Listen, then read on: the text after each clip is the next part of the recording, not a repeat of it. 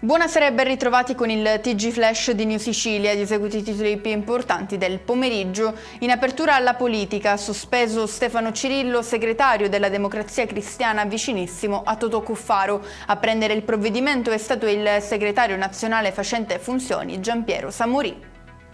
Maggiori controlli nei pressi della chiesa di San Filippo Neri allo Zen, potenziamento dei sistemi di videosorveglianza sul territorio e nuove misure di sicurezza a tutela degli autisti dell'AMAT. Queste le principali novità introdotte dal Comitato Provinciale per l'Ordine e la Sicurezza Pubblica a seguito dei recenti episodi di criminalità che hanno colpito il quartiere palermitano.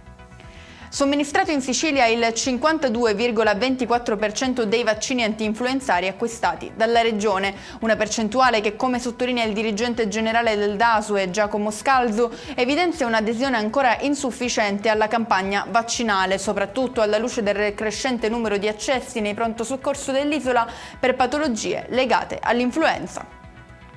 Il Tribunale Federale Nazionale della FIGC ha inflitto 7 punti di penalizzazione in classifica al Trapani Calcio. Il provvedimento rappresenta un duro colpo per il club siciliano che vede così modificata in modo significativo la propria posizione in classifica. Chiudiamo con il meteo. A prevalere domani in Sicilia saranno cieli nuvolosi e piogge sparse. La Protezione Civile comunque non ha diramato alcuno stato di allerta. E con questo è tutto, prossimo appuntamento domani alle 13:30. Grazie per averci seguito, buon proseguimento di serata.